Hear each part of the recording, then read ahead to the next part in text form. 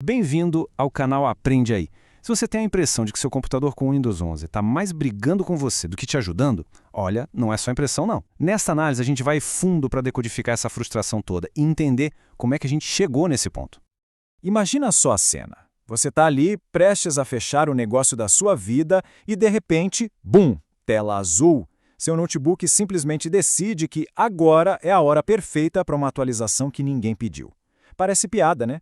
Mas essa cena de terror virou o dia a dia de muita gente. É aquele momento de pânico que bate quando você percebe que, no fundo, o computador já não é mais seu. Parece que ele é da Microsoft. E é essa sensação de perda de controle que é o começo da nossa história. Embora, claro, os bugs e as atualizações desastrosas sejam parte do problema, a verdadeira crise do Windows 11 é bem mais profunda. O que está em jogo aqui é uma quebra fundamental de confiança. E quem prova isso? Os próprios usuários.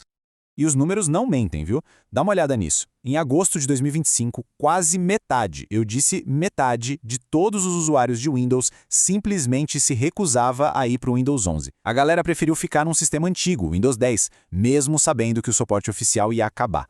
Isso, gente, não é normal. É um sinal de resistência gigantesco no mercado. Mas por que essa resistência toda? O que aconteceu? A resposta está numa mudança bem calculada na estratégia de negócios da Microsoft. Uma virada de chave liderada pelo CEO Satya Nadella. O Windows que a gente conhecia, bem, ele mudou de propósito.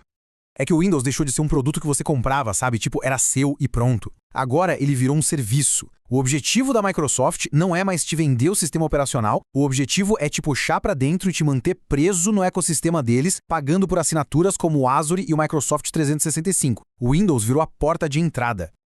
Para entender melhor, pensa no modelo da impressora e da tinta. É clássico, né? Você compra a impressora super barata, quase de graça, mas aí na hora de comprar o cartucho de tinta, aí vem a facada. É exatamente essa a lógica do Windows 11. O sistema operacional é a isca, a impressora barata. O dinheiro de verdade para a Microsoft vem dos cartuchos de tinta, os serviços que eles te vendem depois todo mês. E para forçar todo mundo a entrar nesse novo modelo, a Microsoft usou uma arma técnica, um requisito de hardware chamado Chip de Segurança TPM 2.0. Basicamente, ele virou um segurança de balada, decidindo quem podia entrar na festa do Windows 11 e quem ficava de fora. E o resultado? Milhões de computadores mais antigos foram simplesmente barrados na porta. E o impacto disso foi absurdo. A gente está falando de 400 milhões de computadores. 400 milhões! PCs que funcionavam perfeitamente e que de um dia para o outro foram considerados obsoletos. Isso forçou uma onda de gente tendo que comprar máquina nova sem necessidade nenhuma. E claro, gerou uma frustração enorme. Ficou bem claro que a escolha já não era mais do usuário. Ok, com o pessoal já meio que preso no novo sistema, a Microsoft partiu para a próxima fase do plano, a invasão da inteligência artificial. Eles começaram a empurrar IA de forma super agressiva para dentro do Windows, usando isso como uma nova ferramenta de controle e para manter a gente engajado ali. E o maior exemplo disso, o mais polêmico de todos, foi o tal do Recall. A ideia era que ele tirasse prints da sua tela o tempo todo de tudo que você fizesse para criar uma espécie de memória fotográfica do seu computador. Só que, assim que isso foi anunciado, a comunidade de cibersegurança foi à loucura. Chamaram de pesadelo de privacidade, principalmente quando descobriram que todos esses dados ficavam guardados de um jeito super inseguro no PC. E aí, o que aconteceu? A reação do público foi tão, mas tão forte que, somada com a instabilidade geral do sistema e a pressão da mídia, não teve jeito. A Microsoft foi obrigada a dar um passo para trás e admitir publicamente que sim, tinha um problema muito sério nas mãos. E vamos combinar, a lista de problemas era gigante. Tinha de tudo. Atualizações, como aquela famosa KB 50749, que simplesmente impediam o computador de ligar, o menu iniciar e a barra de tarefas que, do nada, paravam de funcionar, anúncios aparecendo no seu explorador de arquivos, quem aguenta?